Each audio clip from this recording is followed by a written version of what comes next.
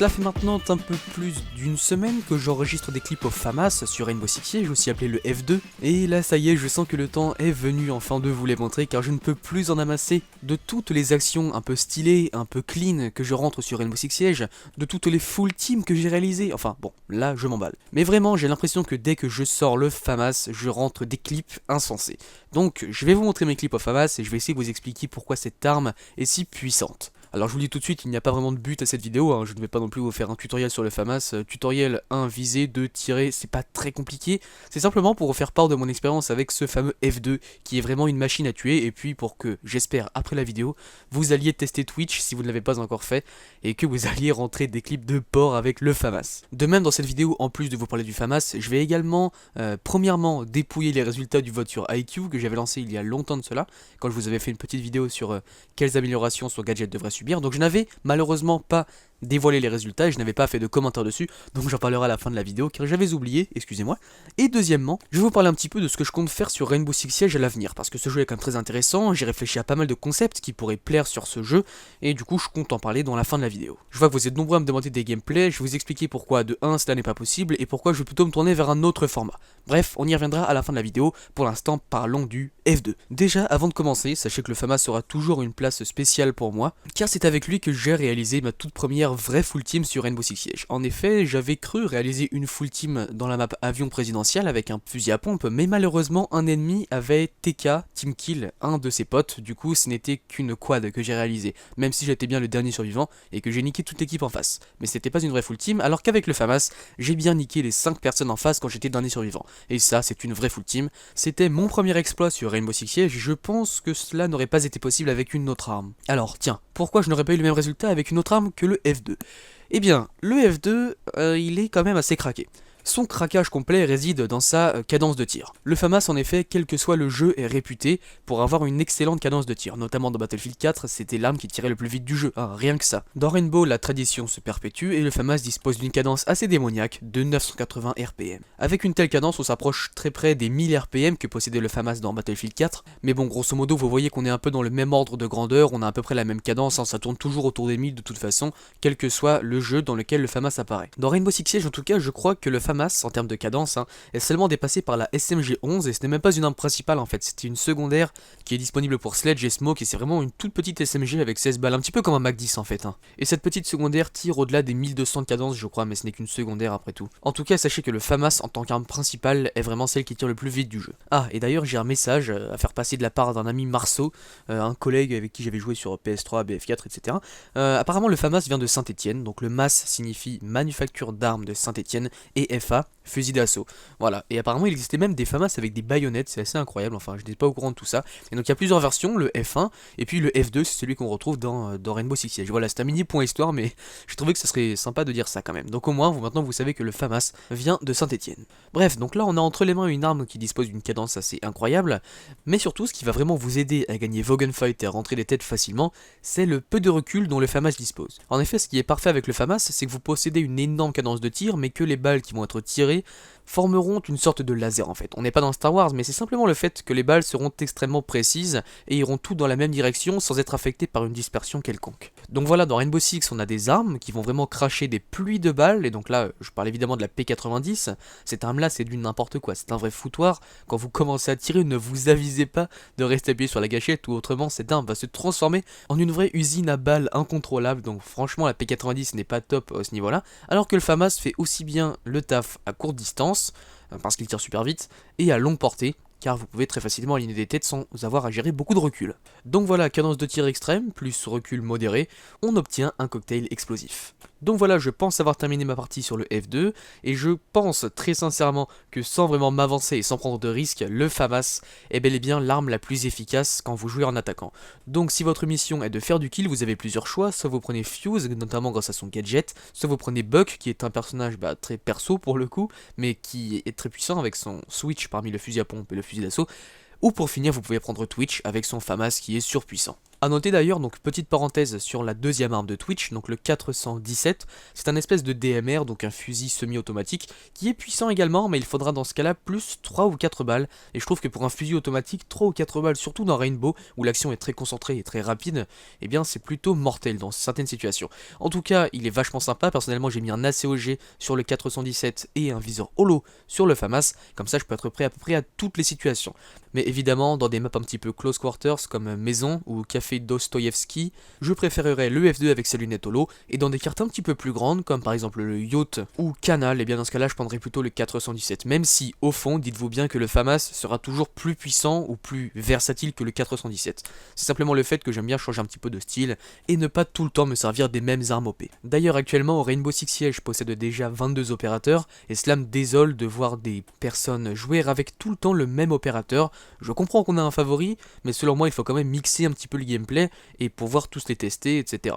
Bref, donc on va passer maintenant au petit Stropole que j'avais créé il y a longtemps de cela sur IQ. Donc j'avais créé une vidéo où j'expliquais un petit peu le gadget, les améliorations qu'il pourrait subir, ce fameux DSE MK3, et je vais tout de suite vous montrer les résultats du vote. Alors j'ai eu 53 votes au total, même si j'avais laissé activer le fait de pouvoir cocher plusieurs réponses à la fois. En même temps, pour un premier Stropole, je ne savais pas vraiment comment ça marchait, et je voulais voir un petit peu ce que les gens pensaient. Au moins vous pouviez voter 2 réponses si vous le souhaitiez, ou même les 3, mais je comprends que cela est un petit peu faussé les résultats au final. Bref, 53 votes, dont la majorité, allant pour la fonctionnalité que j'avais évoquée un petit peu comme le Messi, c'est simplement le fait de pouvoir marquer les viseurs points rouges des ennemis. J'avais expliqué dans la vidéo qu'en effet un viseur point rouge fonctionne sur batterie, je veux dire le point rouge au centre du réticule n'est pas là par hasard, et j'avais un petit peu annoncé cela comme la solution miracle avec une petite musique épique en fond, enfin voilà, c'était pour moi la meilleure fonctionnalité qu'IQ pourrait recevoir, et puis vous avez pas mal réagi dans les commentaires, certains trouvaient ça OP, alors je pense qu'il y aurait quand même un certain travail à fournir pour éviter que cela soit OP. De toute façon, rappelez-vous bien que la distance de marquage avec le capteur d'IQ reste très faible, c'est dans l'ordre des 15 mètres, mais après tout on a bien Pulse dans l'équipe des défenseurs, alors pourquoi ne pas avoir le même système dans l'équipe des attaquants? De même, moi la facette qui me plaisait le plus avec cette fonctionnalité, c'est le fait de modifier la customisation d'armes en profondeur, c'est-à-dire que si cette fonctionnalité venait à voir le jour, et bien dans ce cas-là, les joueurs ne modifieraient plus leurs armes de la même façon. Les défenseurs auraient d'un coup beaucoup plus de mire, je pense, car en effet, tout de suite, quand vous savez qu'il y a un opérateur en face qui peut vous scanner grâce à votre point rouge, je pense que vous préféreriez enlever tout ce qui est électronique de votre arme, donc jouer avec des bonnes armes stock à l'ancienne, avec des mires. Enfin moi, personnellement, c'était vraiment une idée qui me plaisait beaucoup, je trouvais que ça allait vraiment apporter un vent de fraîcheur dans la customisation d'armes. Visiblement, on n'est pas tous du même avis, évidemment cela ne pose aucun problème, mais je trouvais simplement que c'était une petite facette du gameplay qu'il fallait tout de même envisager. Bon voilà, j'ai parlé du Stropole, désolé d'avoir racolé ça dans une vidéo, c'est simplement que j'avais oublié de faire une annonce en bonne et due forme. Bon, et pour terminer cette petite vidéo, je pense qu'elle va faire dans les 10 minutes du coup, je tenais à vous parler un petit peu des projets que j'ai pour Rainbow Six Siege. En d'autres termes, quelles vidéos je compte réaliser sur ce jeu. Bon, alors pour un jeu vidéo, on a plusieurs types de vidéos différentes. Premièrement, on a la vidéo informative, donc les news, etc. Bon, je trouve ça assez moyen quand même, j'en ferai sûrement quelques-unes pour la sortie d'un DLC ou quoi que ce soit, mais cela me paraît un petit peu trop facile, il suffit d'aller sur un site, de faire un gros copier-coller de ce qui est écrit dans l'article et de le résumer en vidéo en fait. Donc voilà, ça m'intéresse pas du tout, il n'y a aucun travail à fournir derrière. Le deuxième type de vidéo, ce sont plutôt les explicatives, donc des tutoriels, des guides, des astuces. Tout de suite, c'est plus intéressant, en plus je pense que ça peut vous aider dans vos gameplays quotidiens, mais après il faut savoir que ces guides-là sont très longs à faire, notamment il y a certaines séquences que je dois tourner avec un ami par exemple pour pouvoir montrer, pour mettre en lumière des éléments dans un match privé. Je veux dire par là que les vidéo guides ce n'est pas qu'assembler du contenu en fond du gameplay qui tourne en boucle en continu derrière. Vous voyez par exemple cette vidéo, bah ça c'est pas du tout une vidéo guide. Dans une vidéo tutoriel on doit vraiment aligner des gameplays qui ont un sens avec ce que vous êtes en train de raconter et qui vont justement souligner vos points. De plus tous les guides à peu près ont déjà été faits en anglais, donc vous pouvez aller chercher sur YouTube, il existe toutes sortes de guides, des tutoriels opérateurs, comment casser les caméras, des tutoriels de map, des astuces, vraiment tout plein de tips and tricks. C'est des vidéos comme ça, un petit peu des astuces, et il en existe déjà pléthore sur YouTube, en tout cas sur le YouTube anglophone. Donc bon, j'aimerais quand même éviter de faire un gros copier-coller d'une vidéo anglaise en français, je trouverais ça un petit peu moyen, mais en tout cas ce n'est pas pour ça que je n'irai pas piocher dans des vidéos anglaises, car ils ont souvent des très bonnes astuces. Bref, donc les guides ce sont des vidéos très intéressantes à faire, mais qui prennent du temps, et puis au final on n'est pas souvent récompensé. Et enfin, troisième type de vidéo, les vidéos divertissantes. Alors, divertissantes, même si au fond, toutes les vidéos que vous êtes censés regarder sont censées vous divertir, il y en a qui sont plus divertissantes que d'autres. Donc là, évidemment, on parle des gameplays en live commentary. Alors, il y a deux types un petit peu de vidéos avec un live commentary derrière. Il y a les gameplays entiers, et il y a les compilations. Alors, Je trouve que Rainbow Six Siege est un jeu qui ne se prête pas du tout au gameplay en live commentary entier. C'est-à-dire que, ok, dans une partie il y a peut-être 3 ou 4 moments de situation donc intéressants, avec un clutch notamment ou des gunfights, etc. Mais sinon, je veux dire, où est l'intérêt de se taper les phases de préparation, les choix des personnages, etc. Tout ça pour moi ça fait que je n'aime pas du tout regarder un gameplay entier dans Rainbow Six Siege et je préfère le format compilation. De plus quand on est mort on doit regarder la caméra d'un de ses alliés. Enfin bref pour moi tout ce gameplay entier en fait ne me plaît pas du tout. Ce qui était bien avec Battlefield c'est qu'il y avait de l'action constante, je veux dire, alors que sur Rainbow Six les parties sont très ponctuelles, il y a un ou deux moments intéressants et c'est tout. Alors après certains préfèrent les gameplays en live commentary car vous pouvez entendre les tactiques etc choisies par l'équipe. Alors personnellement moi ça m'ennuie plus qu'autre chose, donc je pense que je devrais faire un format compilation.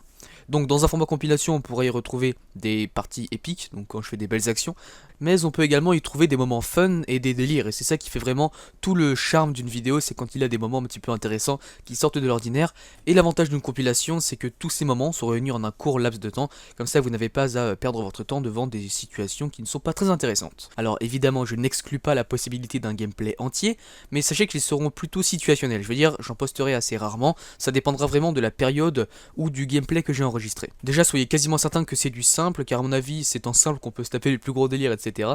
Et même faire du kill, car en classé je suis vraiment une bouse. Bien sûr, je vous proposerai quand même du classé, vous allez voir à quoi ça ressemble, mais je suis quand même beaucoup moins bon en classé, ce qui est normal. Donc d'office, je pars sur du simple, de plus les gameplays seront plus courts, et je pense que le soir, quand vous voulez vous mater une petite vidéo, vous aimez bien, voilà, à ouvrir votre YouTube, voir votre fil d'abonnement, oh bah tiens une vidéo de MK, hop 15 minutes, allez on se mate ça, alors que les gameplays classés prennent beaucoup plus de temps. On a fait des parties classées avec des amis, on est monté jusqu'à 50 minutes parce qu'il y avait 5-4, c'est assez incroyable. Mais donc voilà, il y aura bien du classé, cela sera plus rare, mais surtout ce qui me dérange avec le classé c'est que c'est trop sérieux, et vous savez que le sérieux et moi, ça fait deux. Donc voilà, pour résumer mon programme de vidéo Rainbow Six Siege, il y aura des compilations, donc avec du fun et des actions épiques, donc qui dureront entre 5 et 6 minutes, il y aura des gameplays commentés, et là il y en aura deux types, donc les gameplays simples, qui seront normaux j'ai envie de dire, et les gameplays classés qui seront déjà beaucoup plus sérieux. J'espère que cela va vous plaire, je sais que Rainbow Six est un jeu qui marche très bien en ce moment, du coup je décide de me lancer dans l'aventure, on verra bien où cela va me porter, et bien sûr je n'oublie pas Battlefield car ça reste quand même la base de la chaîne, donc attendez-vous vraiment à une bonne répartition des deux jeux.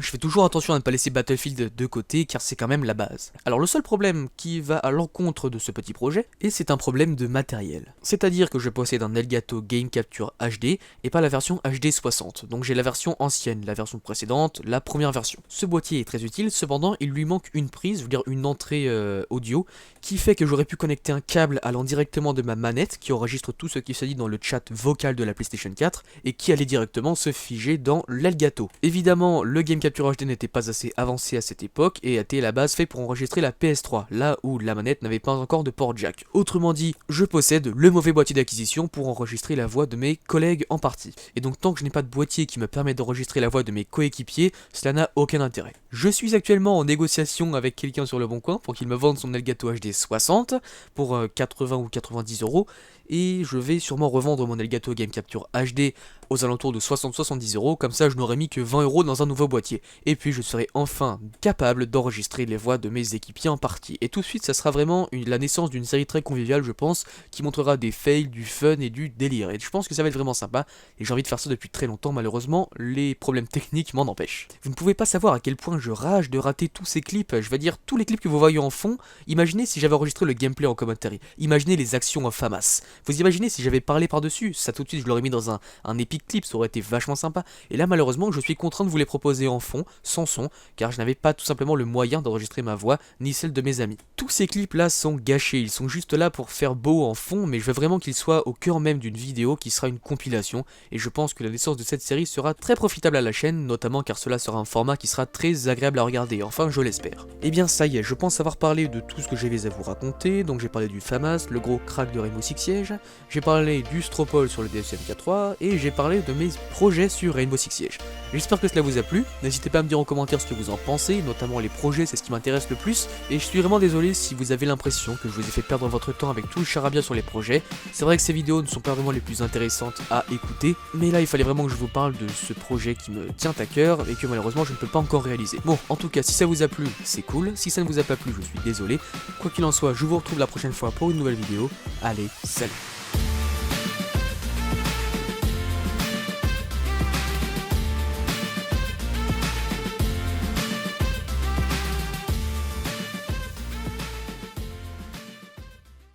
qui est puissant également, mais il faudra dans ce cas-là plus 3 ou 4 balles, et je trouve que pour un fusil automatique, 3 ou 4 balles, surtout dans Rainbow, où l'action est très concentrée et très rapide, eh bien c'est plutôt mortel dans certaines situations. En tout cas, il est vachement sympa, personnellement j'ai mis un ACOG sur le 417 et un viseur holo sur le FAMAS, comme ça je peux être prêt à peu près à toutes les situations.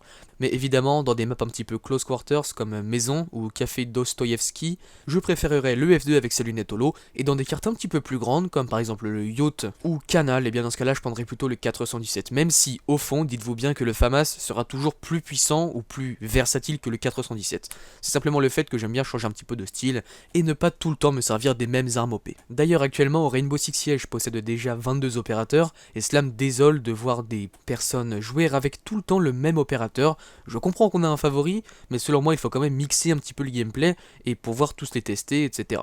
Bref, donc on va passer maintenant au petit Stropole que j'avais créé il y a longtemps de cela sur IQ. Donc j'avais créé une vidéo où j'expliquais un petit peu le gadget, les améliorations qu'il pourrait subir, ce fameux DSE MK3, et je vais tout de suite vous montrer les résultats du vote. Alors j'ai eu 53 votes au total, même si j'avais laissé activer le fait de pouvoir cocher plusieurs réponses à la fois. En même temps, pour un premier Stropole, je ne savais pas vraiment comment ça marchait, et je voulais voir un petit peu ce que les gens pensaient. Au moins vous pouviez voter 2 réponses si vous le souhaitiez, ou même les 3, mais je comprends que cela est un petit peu faussé les résultats au final. Bref, 53 votes, dont la majorité allant pour la fonctionnalité que j'avais évoquée un petit peu comme le Messi, c'est simplement le fait de pouvoir marquer les viseurs points rouges des ennemis. J'avais expliqué dans la vidéo qu'en effet un viseur point rouge fonctionne sur batterie, je veux dire le point rouge au centre du réticule n'est pas là par hasard, et j'avais un petit peu annoncé cela comme la solution miracle avec une petite musique épique en fond, enfin voilà, c'était pour moi la meilleure fonctionnalité qu'IQ pourrait recevoir, et puis vous avez pas mal réagi dans les commentaires, certains trouvaient ça OP, alors je pense qu'il y aurait quand même un certain travail à fournir pour éviter que cela soit OP. De toute façon, rappelez-vous bien que la distance de marquage avec le capteur d'IQ reste très faible, c'est dans l'ordre des 15 mètres, mais après tout on a bien Pulse dans l'équipe des défenseurs, alors pourquoi ne pas avoir le même système dans l'équipe des attaquants? De même, moi la facette qui me plaisait le plus avec cette fonctionnalité, c'est le fait de modifier la customisation d'armes en profondeur, c'est-à-dire que si cette fonctionnalité venait à voir le jour, et bien dans ce cas-là, les joueurs ne modifieraient plus leurs armes de la même façon. Les défenseurs auraient d'un coup beaucoup plus de mire, je pense, car en effet, tout de suite, quand vous savez qu'il y a un opérateur en face qui peut vous scanner grâce à votre point rouge, je pense que vous préféreriez enlever tout ce qui est électronique de votre arme, donc jouer avec des bonnes armes stock à l'ancienne, avec des mires. Enfin moi, personnellement, c'était vraiment une idée qui me plaisait beaucoup, je trouvais que ça allait vraiment apporter un vent de fraîcheur dans la customisation d'armes. Visiblement, on n'est pas tant de cadence de tir, notamment dans Battlefield 4, c'était l'arme qui tirait le plus vite du jeu, rien que ça. Dans Rainbow, la tradition se perpétue et le FAMAS dispose d'une cadence assez démoniaque de 980 RPM. Avec une telle cadence, on s'approche très près des 1000 RPM que possédait le FAMAS dans Battlefield 4, mais bon, grosso modo, vous voyez qu'on est un peu dans le même ordre de grandeur, on a à peu près la même cadence, ça tourne toujours autour des 1000 de toute façon, quel que soit le jeu dans lequel le FAMAS apparaît. Dans Rainbow Six Siege, en tout cas, je crois que le FAMAS, en termes de cadence, est seulement dépassé par la SMG-11, et ce n'est même pas une arme principale en fait, c'était une secondaire qui est disponible pour Sledge et Smoke, et c'est vraiment une toute petite SMG avec 16 balles, un petit peu comme un Mac 10 en fait. Et cette petite secondaire tire au-delà des 1200 de cadence je crois, mais ce n'est qu'une secondaire après tout. En tout cas, sachez que le FAMAS en tant qu'arme principale est vraiment celle qui tire le plus vite du jeu. Ah, et d'ailleurs j'ai un message à faire passer de la part d'un ami Marceau, un collègue avec qui j'avais joué sur PS3, BF4, etc. Apparemment le FAMAS vient de Saint-Etienne, donc le MAS signifie Manufacture d'armes de Saint-Etienne, et FA, fusil d'assaut.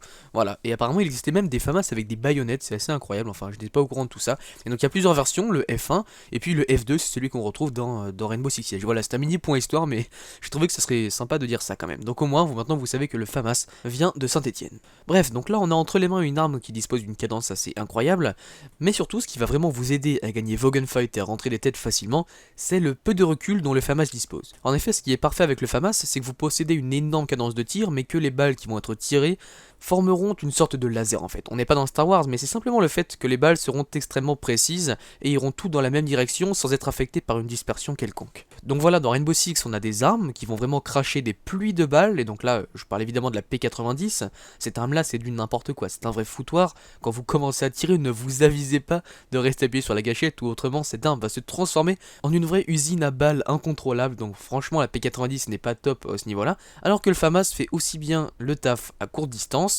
parce qu'il tire super vite, et à longue portée, car vous pouvez très facilement aligner des têtes sans avoir à gérer beaucoup de recul. Donc voilà, cadence de tir extrême, plus recul modéré, on obtient un cocktail explosif. Donc voilà, je pense avoir terminé ma partie sur le F2, et je pense très sincèrement que sans vraiment m'avancer et sans prendre de risques, le FAMAS est bel et bien l'arme la plus efficace quand vous jouez en attaquant. Donc si votre mission est de faire du kill, vous avez plusieurs choix, soit vous prenez Fuse, notamment grâce à son gadget, soit vous prenez Buck, qui est un personnage très perso pour le coup, mais qui est très puissant avec son switch parmi le fusil à pompe et le fusil d'assaut, ou pour finir vous pouvez prendre Twitch avec son FAMAS qui est surpuissant. A noter d'ailleurs, donc petite parenthèse sur la deuxième arme de Twitch, donc le 417, c'est un espèce de DMR, donc un fusil semi-automatique, tous du même avis. Évidemment cela ne pose aucun problème, mais je trouvais simplement que c'était une petite facette du gameplay qu'il fallait tout de même envisager. Bon voilà, j'ai parlé du Stropole, désolé d'avoir racolé ça dans une vidéo, c'est simplement que j'avais oublié de faire une annonce en bonne et due forme. Bon, et pour terminer cette petite vidéo, je pense qu'elle va faire dans les 10 minutes du coup, je tenais à vous parler un petit peu des projets que j'ai pour Rainbow Six Siege. En d'autres termes, quelle vidéo je compte réaliser sur ce jeu. Bon, alors pour un jeu vidéo, on a plusieurs types de vidéos différentes. Premièrement, on a la vidéo informative, donc les news, etc. Bon, je trouve ça assez moyen quand même, j'en ferai sûrement quelques-unes pour la sortie d'un DLC ou quoi que ce soit, mais cela me paraît un petit peu trop facile, il suffit d'aller sur un site, de faire un gros copier-coller de ce qui est écrit dans l'article et de le résumer en vidéo en fait. Donc voilà, ça m'intéresse pas du tout, il n'y a aucun travail à fournir derrière. Le deuxième type de vidéo, ce sont plutôt les explicatives, donc des tutoriels, des guides, des astuces. Tout de suite, c'est plus intéressant, en plus je pense que ça peut vous aider dans vos gameplays quotidiens. Mais après, il faut savoir que ces guides-là sont très longs à faire, notamment il y a certaines séquences que je dois tourner avec un ami par exemple pour pouvoir montrer, pour mettre en lumière des éléments dans un match privé. Je veux dire par là que les vidéos guides ce n'est pas qu'assembler du contenu en fond du gameplay qui tourne en boucle en continu derrière. Vous voyez par exemple cette vidéo, ça c'est pas du tout une vidéo guide.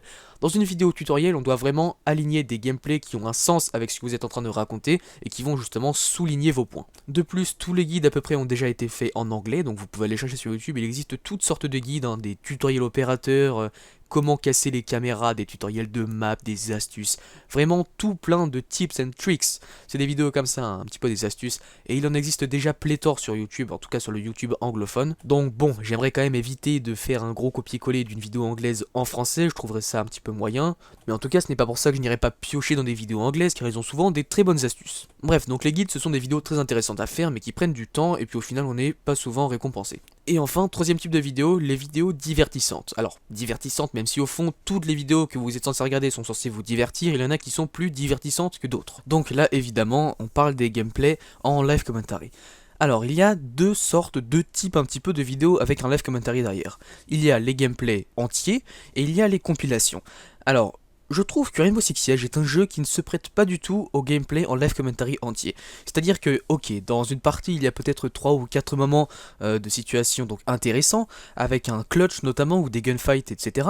Mais sinon, je veux dire, où est l'intérêt de se taper les phases de préparation, les choix des personnages, etc. Tout ça pour moi ça fait que je n'aime pas du tout regarder un gameplay entier dans Rainbow Six Siege et je préfère le format compilation. De plus quand on est mort on doit regarder la caméra d'un de ses alliés. Enfin bref pour moi tout ce gameplay entier en fait ne me plaît pas du tout. Ce qui était bien avec Battlefield c'est qu'il y avait de l'action constante, je veux dire, alors que sur Rainbow Six les parties sont très ponctuelles, il y a un ou deux moments intéressants et c'est tout. Alors après certains préfèrent les gameplays en live commentary car vous pouvez entendre les tactiques etc choisies par l'équipe. Alors personnellement moi ça m'ennuie plus qu'autre chose, donc je pense que je devrais faire un format compilation. Donc dans un format compilation on pourrait y retrouver des parties épiques, donc quand je fais des belles actions, mais on peut également y trouver des moments fun et des délires, et c'est ça qui fait vraiment tout le charme d'une vidéo, c'est quand il y a des moments un petit peu intéressants qui sortent de l'ordinaire, et l'avantage d'une compilation c'est que tous ces moments sont réunis en un court laps de temps, comme ça vous n'avez pas à perdre votre temps devant des situations qui ne sont pas très intéressantes. Alors évidemment je n'exclus pas la possibilité d'un gameplay entier, mais sachez qu'ils seront plutôt situationnels, je veux dire j'en posterai assez rarement, ça dépendra vraiment de la période ou du gameplay que j'ai enregistré. Déjà soyez quasiment certain que c'est du simple, car à mon avis c'est en simple qu'on peut se taper les plus gros délires, etc. Et même faire du kill, car en classé je suis vraiment une bouse. Bien sûr, je vous proposerai quand même du classé, vous allez voir à quoi ça ressemble, mais je suis quand même beaucoup moins bon en classé, ce qui est normal. Donc d'office, je pars sur du simple, de plus les gameplays seront plus courts, et je pense que le soir, quand vous voulez vous mater une petite vidéo, vous aimez bien, voilà, à ouvrir votre YouTube, voir votre fil d'abonnement, oh bah tiens une vidéo de MK, hop 15 minutes, allez on se mate ça, alors que les gameplays classés prennent beaucoup plus de temps. On a fait des parties classées avec des amis, on est monté jusqu'à 50 minutes parce qu'il y avait 5-4, c'est assez incroyable. Mais donc voilà, il y aura bien du classé, cela sera plus rare, mais surtout ce qui me dérange avec le classé c'est que c'est trop sérieux, et vous savez que le sérieux et moi, ça fait deux. Donc voilà, pour résumer mon programme de vidéo Rainbow Six Siege, il y aura des compilations, donc avec du fun et des actions épiques, donc qui dureront entre 5 et 6 minutes. Il y aura des gameplays commentés, et là il y en aura deux types, donc les gameplays simples, qui seront normaux j'ai envie de dire, et les gameplays classés qui seront déjà beaucoup plus sérieux. J'espère que cela va vous plaire, je sais que Rainbow Six est un jeu qui marche très bien en ce moment, du coup je décide de me lancer dans l'aventure, on verra bien où cela va me porter, et bien sûr je n'oublie pas Battlefield car ça reste quand même la base de la chaîne, donc attendez-vous vraiment à une bonne répartition des deux jeux. Je fais toujours attention à ne pas laisser Battlefield de côté car c'est quand même la base. Alors le seul problème qui va à l'encontre de ce petit projet, et c'est un problème de matériel. C'est-à-dire que je possède un Elgato Game Capture HD et pas la version HD 60, donc j'ai la version ancienne, la version précédente, la première version. Ce boîtier est très utile, cependant il lui manque une prise, je veux dire une entrée audio, qui fait que j'aurais pu connecter un câble allant directement de ma manette qui enregistre tout ce qui se dit dans le chat vocal de la PlayStation 4 et qui allait directement se figer dans l'Elgato. Évidemment, le Game Capture HD n'était pas assez avancé à cette époque et était à la base fait pour enregistrer la PS3, là où la manette n'avait pas encore de port jack. Autrement dit, je possède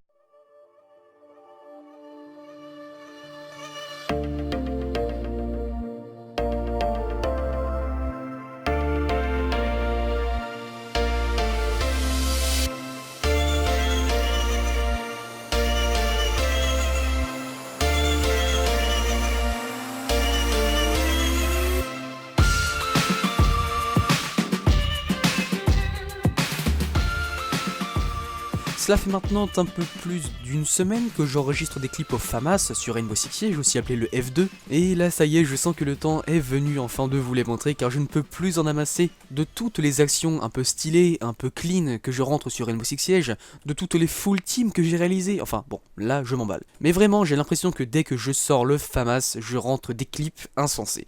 Donc je vais vous montrer mes clips au FAMAS et je vais essayer de vous expliquer pourquoi cette arme est si puissante. Alors je vous dis tout de suite, il n'y a pas vraiment de but à cette vidéo, je ne vais pas non plus vous faire un tutoriel sur le FAMAS. Tutoriel 1, viser, 2, tirer, c'est pas très compliqué. C'est simplement pour vous faire part de mon expérience avec ce fameux F2 qui est vraiment une machine à tuer. Et puis pour que, j'espère, après la vidéo, vous alliez tester Twitch si vous ne l'avez pas encore fait.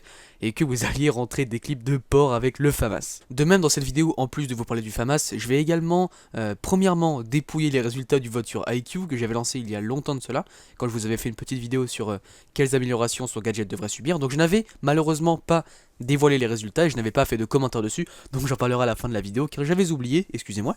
Et deuxièmement, je vais vous parler un petit peu de ce que je compte faire sur Rainbow Six Siege à l'avenir, parce que ce jeu est quand même très intéressant, j'ai réfléchi à pas mal de concepts qui pourraient plaire sur ce jeu, et du coup je compte en parler dans la fin de la vidéo. Je vois que vous êtes nombreux à me demander des gameplays, je vais vous expliquer pourquoi de 1 cela n'est pas possible, et pourquoi je vais plutôt me tourner vers un autre format. Bref, on y reviendra à la fin de la vidéo, pour l'instant parlons du F2. Déjà, avant de commencer, sachez que le FAMAS sera toujours une place spéciale pour moi, car c'est avec lui que j'ai réalisé ma toute première vraie full team sur Rainbow Six Siege. En effet, j'avais cru réaliser une full team dans la map avion présidentiel avec un fusil à pompe, mais malheureusement un ennemi avait TK, team kill, un de ses potes, du coup ce n'était qu'une quad que j'ai réalisé, même si j'étais bien le dernier survivant et que j'ai niqué toute l'équipe en face. Mais c'était pas une vraie full team, alors qu'avec le FAMAS, j'ai bien niqué les 5 personnes en face quand j'étais le dernier survivant. Et ça, c'est une vraie full team. C'était mon premier exploit sur Rainbow Six Siege, je pense que cela n'aurait pas été possible avec une autre arme. Alors, tiens, pourquoi je n'aurais pas eu le même résultat avec une autre arme que le F2 ?